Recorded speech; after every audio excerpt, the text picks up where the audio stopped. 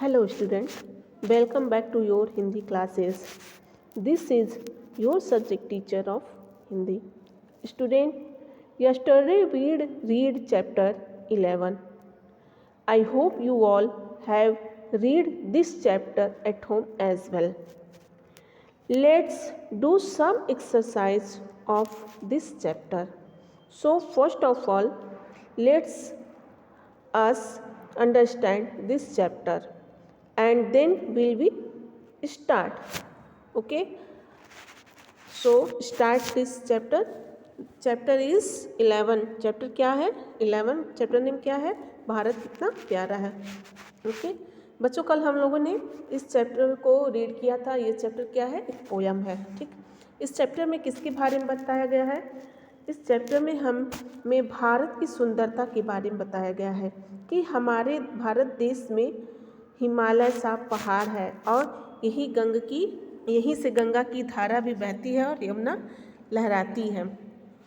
ठीक है, यहाँ की भूमि फल फूलों से भरी है और खेतों में हरियाली है.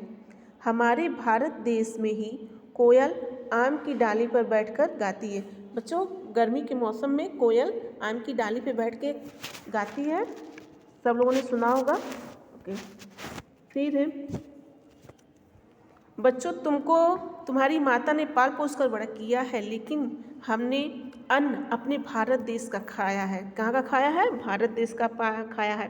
और पानी कहाँ का पिया है? अपने भारत देश का. और हम लोगों ने किसकी मिट्टी में खेल करके बड़े हुए हैं? हम लोग किसकी मिट्टी में खेल कर बड़े हुए हैं? तो हमारे भारत देश की मिट्टी है.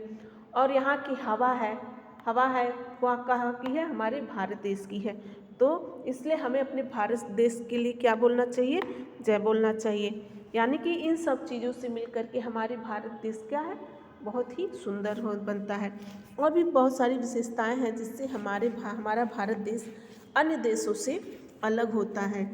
ठीक है, अब हम इस चैप्टर के कुछ एक्सरसाइज हैं उनको पहले कंप्लीट करते हैं. पहला है, बच्चों आप अपनी बुक ओपन करके बैठ जाइए. पहला एक्सरसाइज है, सही उत्तर के सामने सही का निशान लगाइए. सही उत्तर के सामने सही का निशान लगाइए. ओके, तो पहला प्रश्न है, कविता में किस पर्वत का नाम आया है? क्वेश्चन नंबर फर्स्ट क्या है? कविता में किस पर्वत का नाम आया है? तो ऑप्शन आपकी बुक में दिया हुआ है, हिमालय, अरावली, विंध्याचल. क्या दिया हुआ है ऑप्शन में? हिमालय, अरावली और विंध्याचल. तो हमारे पोयम में, हमारी कविता में आया है क्या? कौन सी लाइन आई है? यही हिमालय सा पहाड़ है. तो इसमें किस पहाड़ का बात किया गया? किस पर्वत का? हिमालय पहाड़ का. तो हम हिमालय वाले बॉक्स में क्या करेंगे? टिक कर देंगे. ओके, एंड फिर आपका है ख नंबर, हम किसकी मिट्टी में खेले हैं? हम किसकी मिट्टी में खेले हैं? तो ऑप्शन आपका है गांव की, खेत की या भारत की. तो हम किसकी मिट्टी में खेले हैं? भारत की मिट्टी में खेले हैं. तो हम भारत वाले बॉक्स में क्या करेंगे? टिक लगा देंगे. ओके, फिर आपका है ग नंबर, क्वेश्चन नंबर ग, हमें किसने पाल पोस कर बड़ा बनाया है? हमें किसने पाल पोस कर बड़ा बनाया है? तो आपके ऑप्शन है भोजन ने, माँ ने, लोगों ने. किसने बनाया है? पोयम में, आपकी कविता में ये आया है कि बच्चों, माँ ने पाल पोस कर तुमको बड़ा बनाया है. तो किसने पाल पोस कर बड़ा बनाया है? माँ ने. तो हम किस पे टिक करेंगे? माँ के सामने वाले बॉक्स में क्या करेंगे? टिक कर देंगे. ओके, आप लोगों ने पहला एक्सरसाइज कंप्लीट किया. अब नेक्स्ट एक्सरसाइज है, कविता की पंक्तियाँ पूरी कीजिए.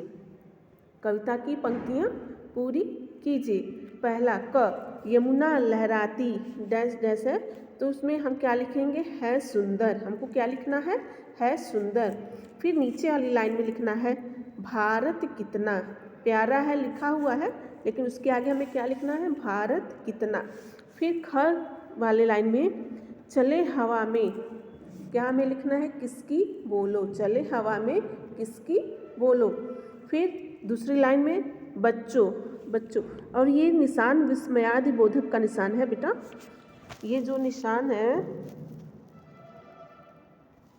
आपको ये निशान दिख रहा होगा, विस्मयादि बोधक का निशान है। इसको हम क्या कहते हैं? विस्मयादि बोधक। ठीक है, तो इसमें क्या दिया है? बच्चों प्यारे भारत की, बच्चों प्यारे भारत की, आप लोगों ने लिख लिया होगा। अब हम क्वेश्चन नंबर 3 को करते हैं। इसमें कुछ प्रश्न उत्तर दिए गए हैं, इसको आप अपनी बुक में लिख लेंगे। ठीक है, पहला प्रश्न है, भारत में किसकी धारा बहती है? भारत में किसकी धारा बहती है?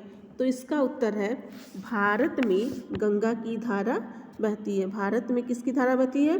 भारत में गंगा की धारा बहती है। ओके, फिर है सेकंड नंबर, भारत की भूमि कैसी है?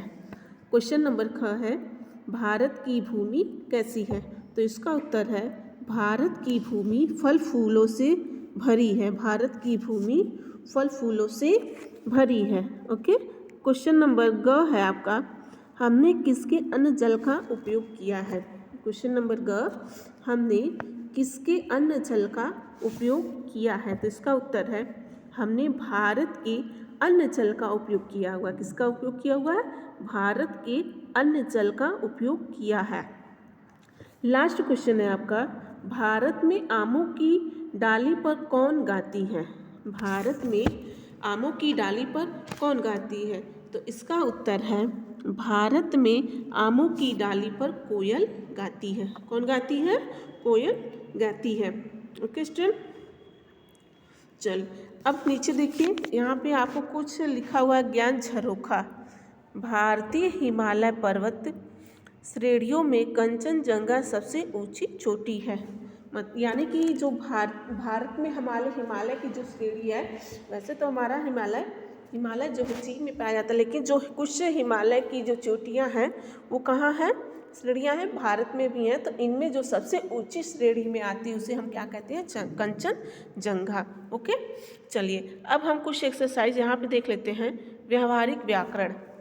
व्यवहारिक व्याकरण है, समान तुक वाले शब्द कविता में चुनकर लिखिए। क्या लिखा हुआ है? समान तुक वाले शब्द कविता में चुनकर के लिखिए। तो पहला है सारा। आपकी कविता में कुछ ऐसे वर्ड आएंगे, राइमिंग्स वर्ड, उनको हमको यहाँ पे लिखना है। जैसे सारा, तो सारा का राइमिंग वर्ड क्या हो गया? धारा। तो धारा वर्ड जो है हमारे कविता में आया हुआ है, तो सारा का क्या हो गया? धारा। न्यारा का प्यारा, लाली का काली, झूलने का तुमने, मिट्टी का गिट्टी, कड़ा का बड़ा, फल का बल का फल, फहराती का लहराती। ओके बच्चों, आज हम लोगों ने 4 एक्सरसाइज को कंप्लीट किया हुआ है। आई होप आप लोगों ने इसको अपनी बुक में किया होगा। अगर नहीं किए हैं तो इसको ज़रूर कर लेंगे। आगे का एक्सरसाइज हम नेक्स्ट वीडियो में करेंगे। आपको हम कुछ नोट्स PDF के द्वारा सेंड करेंगे, जिसको आप अपनी CW कॉपी में राइट करके लेकर आएंगे। Okay student, next exercise next video में। तब तक के लिए बाय, थैंक यू।